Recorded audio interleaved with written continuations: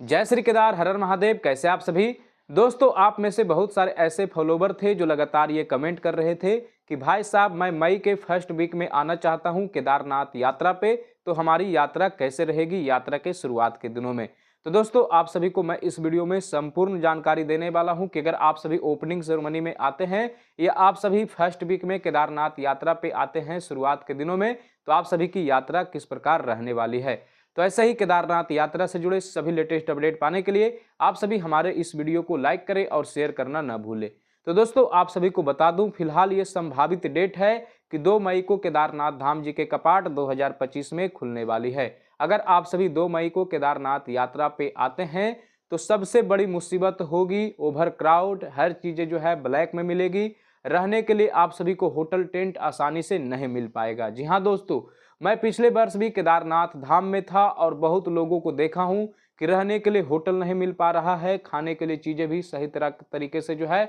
उस समय व्यवस्थित नहीं हो पाता है। साथ में कुछ लोगों का जो बजट कम होता है, जो टेंट में रुकना चाहते हैं, उन लोगों को भी टेंट नहीं मिल पाता है यात्रा के शुरुआत के दिनों में, क्योंकि इस समय टेंट वाले खुद 1-2 दिन पहले पहुंचते हैं। कुछ टेंट वाले जो है ओपनिंग के टाइम पे ही पहुंचते हैं और तब तक उनका टेंट रेडी भी नहीं रहता है। तो ऐसे में बहुत सारे यात्री जो हैं बाहर ही सोते हैं और बहुत सारे यात्री जो हैं रात्रि के समय ही नीचे चले आते हैं, क्योंकि इतनी ठंड में ऐसे ही खुले आसमान के नीचे रहना बहुत ही ज़्यादा मुश्किल होता है। वहीं दोस्तों अब अगर आप सभी को बताऊं, सोनप्रयाग से ही आप सभी के लिए प्रॉब्लम शुरू हो जाएगी। जी हाँ दोस्तों, सोनप्रयाग से लेकर गौरीकुंड तक आप सभी को पहुंचने के लिए करीब 2 से 3 किलोमीटर तक लंबी कतार लग जाती है। जी हाँ, सीतापुर के आगे तक जो है आप सभी को कतार देखने के लिए मिल जाएगा। रजिस्ट्रेशन चेकिंग और यहाँ पे जो शटल सेवा टैक्सी चलती है उसके लिए आप सभी अगर यहाँ पे ये मुसीबत पार करके गौरीकुंड पहुंच जाते हो, अगर आप सभी घोड़े पिट्ठू से जाना चाहते हैं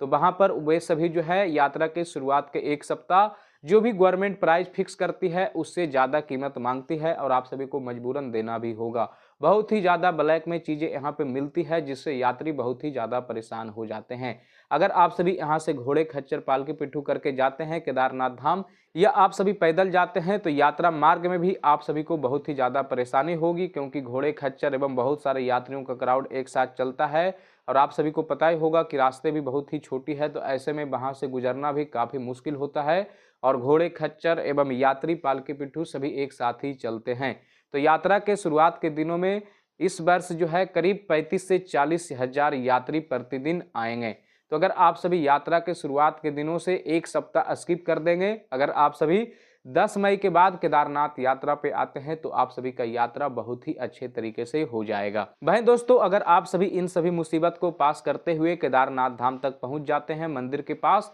तो सबसे बड़ी जो मुसीबत होती है दर्शन के लिए, क्योंकि इन दिनों जो है दर्शन के लिए 2 से 3 किलोमीटर लंबी कतार लगी रहती है और श्रद्धालु जो है 8 घंटे 7 घंटे तक ऐसे ही खुले आसमान के नीचे कतार में खड़े रहते हैं और बहुत सारे यात्री जो हैं बिना दर्शन किए हुए ही वापस लौट जाते हैं, क्योंकि 4-5 घंटे लगातार लाइन में खड़े रहने के बाद आखिर वो थक हार के उम्मीद छोड़ देते हैं और बहुत सारे यात्री जो हैं यात्रा के शुरुआत के दिनों में बिना दर्शन किए हुए ही वापस हो जाते हैं और ये पूरी तरह से कड़वी सच्चाई है। पिछले वर्ष भी मेरे बहुत सारे सब्सक्राइबर थे जो केदारनाथ धाम ओपनिंग के टाइम पे गए थे और उनको भी दर्शन नहीं मिला था। खास करके यात्रा के शुरुआत के 1 सप्ताह जो है सही तरीके से जो है मैनेजमेंट नहीं होता है, सही तरीके से हर चीज मैनेज नहीं हो पाता है। लेकिन अगर आप सभी 1 सप्ताह बाद आते हैं तो जब तक समर डे का छुट्टी नहीं होता है, इस वर्ष शायद 2 जून से लेकर आगे 15 या 21 जून तक जो है समर डे का छुट्टी होने वाला है, तो अगर आप लोग 2 जून के पहले आ जाते हैं केदारनाथ धाम